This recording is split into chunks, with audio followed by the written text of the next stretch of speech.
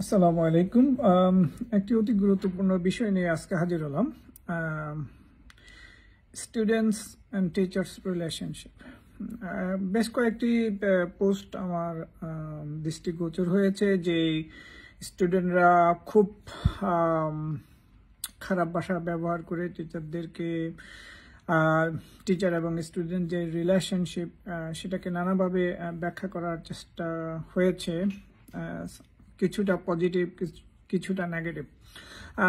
খুব সংক্ষিপ্তভাবে আমি বলবো, মা বাবার পরেই কিন্তু একজন শিক্ষকের অবস্থান, এবং একজন শিক্ষক না থাকলে আমরা কিভাবে শিক্ষা অর্জন করতাম। মা বাবা শুধু জন্ম দিয়েছেন, বাকিটুকু যে পারিবারিক শিক্ষা, এর বাইরে যে প্রধান শিক্ষা সেটা হলো ইনস্টিটিউশনাল এডুকেশন, এবং প্রত্যেকটা ইনস্টিটিউশনাল এডুকেশন প্রাইমারি থেকে শুরু করে হাই স্কুল, কলেজ এবং ইউনিভার্সিটি পর্যন্ত শিক্ষকদের অবদান অনস্বীকার্য। আপনি একজন শিক্ষককে যদি সেটা প্রাইমারি হোক, সেকেন্ডারি হোক বা ইউনিভার্সিটি লেভেল হোক, একজন শিক্ষককে অপমান করা মানে আপনি পুরো শিক্ষক জাতিকে অপমান করা। শিক্ষক এবং ছাত্রদের যে সম্পর্ক সেটা অনেক পবিত্র একটা সম্পর্ক এবং অনেক মধুর একটা সম্পর্ক, কিন্তু ইদানিং আমরা দেখতে পাচ্ছি শিক্ষক এবং শিক্ষার্থীর যে সম্পর্ক এটা এমন একটা পর্যায়ে পৌঁছে গেছে যে আমি যদি বলি ইউনিভার্সিটি লেভেলে এটা খুবই একটা মারাত্মক একটা লেভেলে আমি দেখতে পাচ্ছি। এই বৈষম্য বিরোধী আন্দোলনকে কেন্দ্র করে এটা আরো অনেক বেশি ব্যাপকতা লাভ করেছে, এবং তারা পুরনো যেই ইতিহাসগুলো বলার চেষ্টা করেছে যে কোনো শিক্ষক তাদের প্রতি অন্যায় আচরণ করেছে, এবং যার কারণে তারা একটা ডিপার্টমেন্টকে অনেক ক্রিটিসাইজ করছে। বিভিন্ন ডিপার্টমেন্টে আমি দেখেছি যে একই অবস্থা।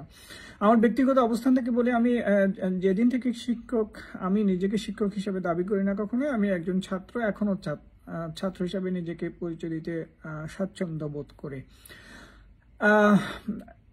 যদি শিক্ষকদের অবস্থান মা বাবার মতোই হয়, তাহলে যে কোনো যদি কোনো কারো মনে কষ্ট থাকে তাহলে সেটা ক্ষমা সুন্দর দৃষ্টিকোণ থেকেই দেখা উচিত।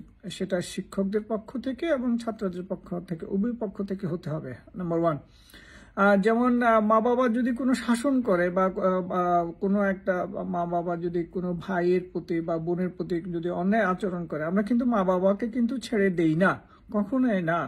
আমরা হয়তো সাময়িক মনে কষ্ট পাই, আবার কিছুদিন পরে ভুলে যাই। যেমন আমি আমার ক্ষেত্রে বলি যে আমার প্রতি অন্যায় আচরণ হয়েছিল, আমি ছাত্র থাকা অবস্থায় এবং শিক্ষক থাকা অবস্থায় আমি অনেক অন্যায় আচরণ আমার প্রতি হয়েছিল, কিন্তু আমি কখনোই আমার শিক্ষকদের এত নোংরা ভাষায় এত খারাপ কথা কখনোই বলিনি। আমি কখনোই বলিনি যে আমার ডিপার্টমেন্ট আয়নাঘর, আমি কখনোই বলিনি যে একেবারে এক্সপ্লিসিটলি যে অন্যায় আচরণ করেছে, আমি কখনোই বলিনি। ছোটখাটো বিষয়গুলো কিন্তু আমরা ওভারকাম করতে পারি, কারণ আমাদের যেই রিলেশনশিপ এত উচ্চতায়, সেক্ষেত্রে ছোটখাটো বিষয়গুলো কিন্তু আমরা অ্যাভয়েড করতে পারি। এক্ষেত্রে আমি দায়িত্ব নিয়ে বলছি, আমি শিক্ষক হিসেবে যতদিন ছিলাম, প্রায় 20 বছরের মতো হয়ে গেছে আমার চাকরির বয়স, কোনোদিনও আমি কোনো ছাত্রের প্রতি আমি অন্যায় আচরণ করিনি।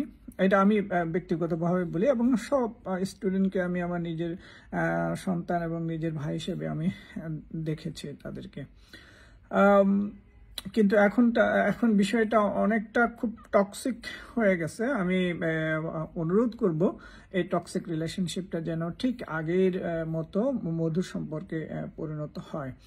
যদি কোনো অন্যায় আচরণ হয়ে থাকে, আমি আমার পক্ষ থেকে যদি হয়ে থাকে, আমি নিশ্চিত আমি এটাকে অ্যাকনলেজ করব এবং আমি এটা ক্ষমা চাইব। কথা বলার স্বাধীনতা যে কোনো ডিপার্টমেন্টে যে কোনো স্টুডেন্টদেরকে দেওয়া উচিত। আরেকটা কথা, যেটা শিক্ষকদের দায়িত্ববোধ কিন্তু 100%, এবং শিক্ষকরা যদি নিয়মিত ক্লাসে না আসেন, সময় মতো ক্লাসে না আসেন, নোটিশ ছাড়া যদি ক্লাসে না নেন, অবশ্যই এটা শিক্ষকের ব্যক্তিগত দায়িত্ব, কিন্তু এর কারণে পুরো শিক্ষক সমাজের দায়ী করা যাবে না। এই জিনিসটা ক্লিয়ার করতে হবে। ব্যক্তি বিশেষের দায়িত্ব, এটা পুরো সমাজ কিন্তু নেবে না। আমরা কোনো শিক্ষক সমাজ যদি তাদের দাবির জন্য আন্দোলন করে, সেটা প্রাইমারি হোক সেকেন্ডারি হোক, আমার মতে প্রত্যেক শিক্ষক সমাজকে সে দাবিকে সাপোর্ট করা উচিত, এবং কোনো ছাত্র সমাজ যদি কোনো দাবি করে, প্রত্যেক শিক্ষক সমাজকেও সে দাবিতে সামিল হওয়া উচিত, এবং ছাত্রদের যৌক্তিক আন্দোলন এবং দাবিতে প্রত্যেক শিক্ষককে তার ভূমিকা রাখা উচিত।